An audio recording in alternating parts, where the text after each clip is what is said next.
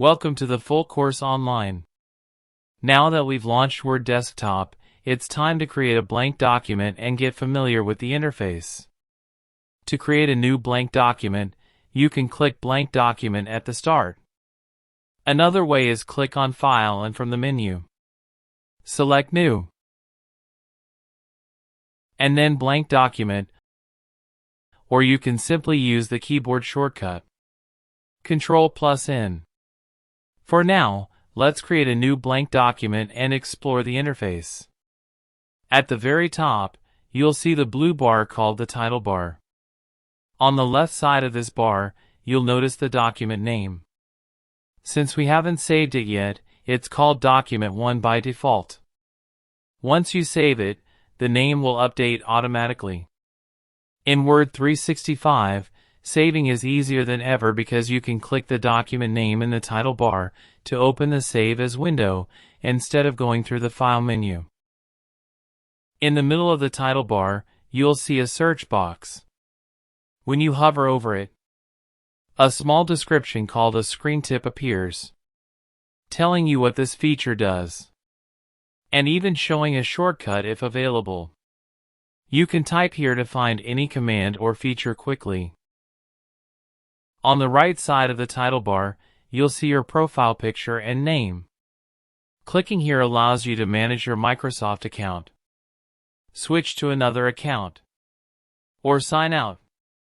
Just beside this section, in the top right corner, you'll see 3 buttons: Minimize, Restore, and Close. Remember that the Close button shuts down the entire Word application, not just the document. Below the title bar is the ribbon. The ribbon is a set of menus that contains all the commands you'll use in Word. For example, the Home tab in the ribbon contains groups like Font, Paragraph, and Styles, and each group has related commands. Above the ribbon, you'll find the Quick Access toolbar. This contains commands like Autosave, Undo, Redo, and Save. You can customize this toolbar by adding commands that you use frequently. The main part of the screen is the document area, where your text appears. You'll also notice margins around the page, which can be adjusted later. Rulers are another useful tool for working with layouts, tabs, and indents.